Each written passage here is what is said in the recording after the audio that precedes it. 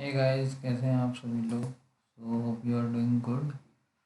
तो आज हम डिस्कस करेंगे बेसिकली EU के US के बारे में, जो कि बहुत इम्पोर्टेंट है आज के टाइम पे। इम्पोर्टेंट टॉपिक बन गया है IR का, which is in currently in news. क्या है EU की US और क्यों है इसकी स्ट्रेटेजिक इम्पोर्टेंस, क्या है इसका impact, how it is been benefited for India. तो आप सभी लोगों को मैं बताऊंगा। मेरा नाम है ऋषभ। आप मुझे देख रहे हैं स्टडी फॉर PCS एग्ज़ाम पे। So let's start the discussion. So basically AUKUS जो है, ये बेसिकली एक एक्रोनिम है that stands with 3 countries name, that is Australia, US, UK। ठीक है, जो कि कलेक्टिवली अपने पार्टनरशिप को इन्हेंस कर रहे हैं बाय दिस प्लेटफॉर्म, जो कि आप सामने देख ही रहे हैं। अब हम देखते हैं इसमें कि ऑस्ट्रेलिया को ये जो बाइडन है, इसमें इन्होंने एक अनाउंसमेंट की है बहुत इम्पोर्टेंट, जो कि है to provide nuclear power submarine to Australia. इससे पहले US ने 1950s में आई गेस UK को प्रोवाइड की थी न्यूक्लियर सबमरीन्स।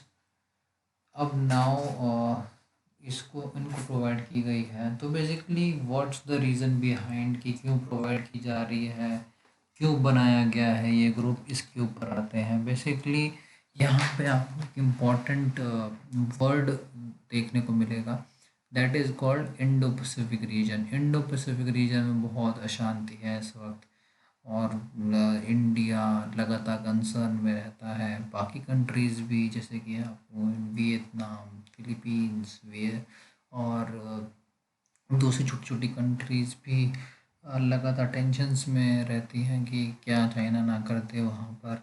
इसी वजह से US का भी लगातार वहाँ पे निगाह है कि वो लगातार अपने इंगेजमेंट्स विद अदर कंट्रीज़ बढ़ा रहा है।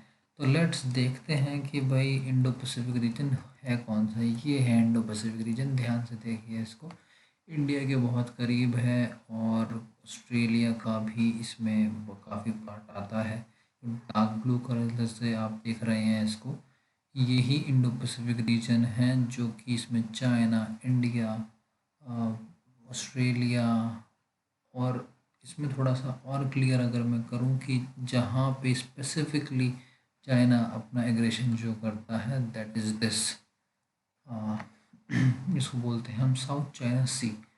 बेसिकली यहाँ पे आप देख पा रहे होंगे कि जो चाइना की जो नेबरिंग कंट्रीज़ हैं, जैसे कि ताइवान, जैसे मैंने नाम बताया आपको, फिलीपींस, इंडोनेशिया, मलेशिया, ठीक है, वियतनाम, इन कंट्रीज़ के पास आप ये देख पा रहे होंगे वाइट में, ये पार्सल आइसलैंड्स हो गए, स्पार्टली आइसलैंड्स हो गए।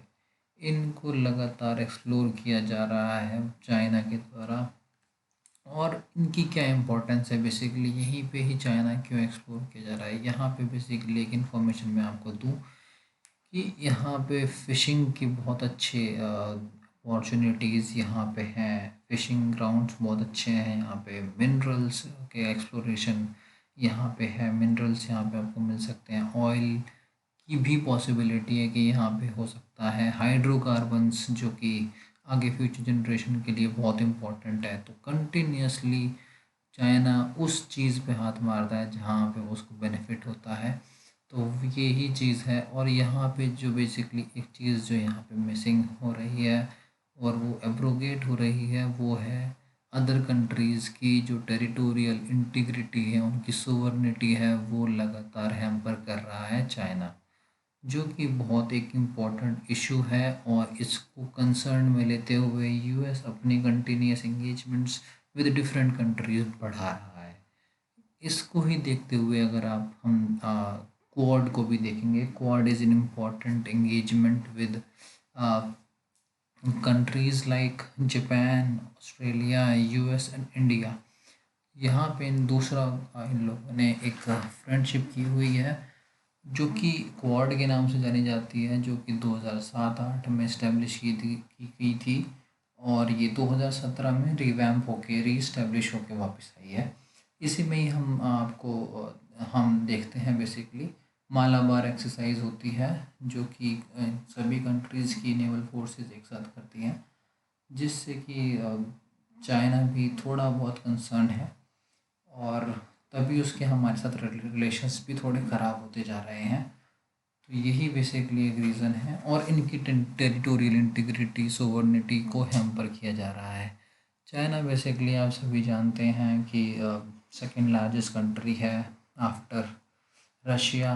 उसके बाद वर्ल्ड्स लार्जेस्ट पॉपुलेशन है उसके पास, और फास्टेस्ट ग्रोइंग इकॉनमी भी रही है। काफ़ी डेवलपमेंट इन लोगों ने अचीव कर ली है, ठीक है। And what they want now कि they want to remove the tag of US super power. They want to remove them and wanted to capture that seat, want to sit on that seat, कि ये दुनिया को दिखा सके कि एक communist country जिसमें से वन पार्टी सिस्टम है, वो एक मॉडल पेश कर सकती है दुनिया के लिए कि इकोनॉमिक ऐसे चलाई जा सकती है, कंट्री ऐसे चलाई जा सकती है।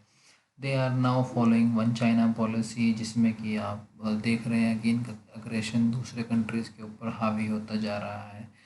और इसमें हम कंटिन्यूसली, ना कि दूसरे कंट्रीज़ के ऊपर, इंडिया के लिए भी बहुत इम्पोर्टेंट है, जो कि बहुत इंडिया लूज़ कर रहा है इनके अपने जो बेस्ट फ्रेंड्स हैं। अगर हम ईरान की बात करें, वहीं पे ही चाइना $400 बिलियन का इन्वेस्टमेंट कर रहा है। अफ़गानिस्तान की बात करें, अफ़गानिस्तान में अब सिचुएशन चेंज हो गई है, Taliban is in power now, तो चाइना वहाँ पे बैक कर रहा है तालिबान को। और वहीं पे ये भी स्टेटमेंट पास की जा रही है कि हम इंफ्रास्ट्रक्चर के लिए पैसे आपको देंगे। दूसरी सबसे बड़ी बात है नेपाल के साथ भी चाइना अपना एंगेजमेंट बढ़ा रहा है, और उसी के साथ हमने देखा कि काला पानी, एक टेरिटोरियल डिस्प्यूट जो कि उत्तराखंड के पास है, वो हमने देखा है। और ओल जलूल स्टेटमेंट्स जो पास की गई है प्रेसिडेंट ऑफ नेपाल के, ठीक है। तो ये सब चीज़ें विद चाइनाज़ एंगेजमेंट के साथ हम झेल रहे हैं, और हम ये कैसे भूल जाएं कि चाइनाज़ अग्रेशन विच ही शोज़ इन लद्दाख, तो वो भी बहुत ज़्यादा लाइक डिसहार्टनिंग है हमारे लिए। और one of the most our favourite enemy, that is Pakistan, उसको वेपन्स प्रोवाइड करना, क्रिटिकल साइंटिफिक हेल्प प्रोवाइड करना, तो that is all belongs to China. So ये ना कि एक कंट्री से, ना इनका इन्फ्लुएंस मैसिव है, आप किसी भी क्षेत्र में ले लीजिए। बेसिकली इंडिया के लिए भी बहुत ज़्यादा प्रॉब्लम क्रिएट कर रखा है चाइना ने। मुझे और एक बात याद आई आपको बताने के लिए, ये एक 5 आई अलायंस है, इसके हम बारे में बाद में बात करते हैं। पहले बात करते हैं हम ब्लू डॉट नेटवर्क के बारे में। ब्लू डॉट नेटवर्क में basically US, Japan, Australia and US आते हैं। ये बनाया क्यों गया है, बेसिकली आप अगर जानते होंगे तो श्रीलंका दिखाई दे रहा होगा यहाँ पर आपको, ये चाइना जो है फंड कर रहा है बेसिकली, अभी मैंने बताया, ईरान को, अफ़गानिस्तान को। तो उससे निपटने के लिए ये ब्लू डॉट नेटवर्क बनाया गया है, ताकि इसमें जो डिफरेंट कंट्रीज़ हैं जैसे यूएस, जापान और ऑस्ट्रेलिया, तो ये सब पैसा डाल सकें और इन कंट्रीज़ को रोक सकें जो कि रिसेशन में हैं, या फिर इनको हेल्प चाहिए, इकोनॉमिक पैकेज चाहिए, तो so that they will not take any further fundings from China. तो उसको रोकने के लिए ये ब्लू डॉट नेटवर्क बनाया गया है। और दूसरा सबसे बड़ी बात है ये 5 आई अलायंस, ये भी बेसिकली उसी ही फ्री इंडो पैसिफिक रीजन को प्रमोट करने के लिए बनाया गया है। 5 eye countries, that is Australia, Canada, New Zealand, UK and US, ठीक है। और आप जानते ही होंगे कि ये चाइना से हम 3400 किलोमीटर बॉर्डर शेयर करते हैं, बहुत ज़्यादा लंबा बॉर्डर है ये, सेकेंड लार्जेस्ट बॉर्डर है, सॉरी, बांग्लादेश के बाद बहुत ज़्यादा। और लंबा काफ़ी बॉर्डर है और हमारे आईटीबीपी के जवान इसको संभाल के रखते हैं। अब बात आती है न्यूक्लियर पावर्ड जो सबमरीन्स हैं, ये और किस किस के पास हैं। बेसिकली ये कंट्रीज़ हैं जो कि आपको ज़रूरी है जानना है, जैसे कि US, UK, France, Russia, China and India and now Australia के पास भी ये टेक्नोलॉजी जाने वाली है।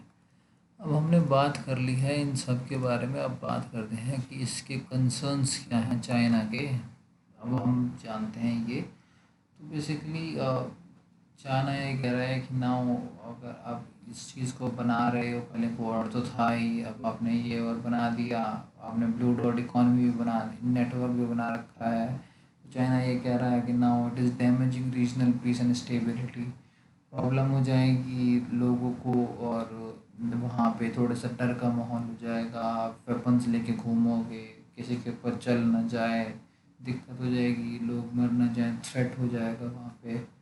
तो ये चीज़ वो कह रहा है टेरिटोरियल सोवर्निटी की बात वो कह रहा है कि हम जो एक जो इंटीग्रिटी होती है उसकी, और सोवर्निटी होती है टेरिटोरियल बाउंड्री की, वो आप अब ब्रिज करोगे, सेम वो जो पहले करता था वो अब ये बोल रहा है। ना ऐसा होगा कि protecting the partner strategic interest, इस एग्रीमेंट से डेफिनेटली से बात है जो नेबरिंग कंट्रीज़ हैं, जो छोटी कंट्रीज़ हैं, वियतनाम, फिलीपींस, मलेशिया, इंडोनेशिया, उन कंट्रीज़ की स्ट्रेटेजिक इंटरेस्ट को केटर करेगा ये फोरम, ये एंगेजमेंट और sharing the military and critical capabilities, जिससे कि जो इनकी मिलिट्री एडवांसमेंट है वो हो सकती है। चैलेंजेस क्या हो सकते हैं एयू के, यूएस के? चैलेंजेस ये हो सकते हैं कि it promote the nuclear arm race, काफ़ी दो धड़ों में तो बट भी सकता है कोल्ड वॉर की तरीके से। कंट्रीज़ एक सपोर्ट करेगा यूएस को, दूसरा सपोर्ट करेगा चाइना को, ठीक है। और ईयू का जो कंसर्न है वो है यूएस से कि आपने एक और फॉर्म इंगेजमेंट कर लिया है कोड की तरीके से ही, बट हमारे नेटो को तो आप टच ही नहीं कर रहे हो। हमारा नेटो भी तो 1949 में बना था, आप उसको भी तो देखो, उसको भी तो पुश करो, उसको भी थोड़ा डेवलपमेंट के सिनेरियो में लेके आओ।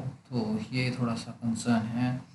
आ, उसके लिए भी फंड देना, इसके लिए भी फंड देना, क्वाड भी बनाया हुआ है आपने, ब्लू डॉट नेटवर्क भी बनाया हुआ, क्या क्या एक मैनेज कर लोगे आप? तो दिस इज़ ये एक ईयू का कंसर्न है। फ्रेंच थोड़े से नाराज़ हो गए हैं, allies don't do this to each other. तो वो यहाँ पे कनाडा भी इसको ज्वाइन करना चाहता था। So if you think you have any suggestion regarding this video, please do comment, and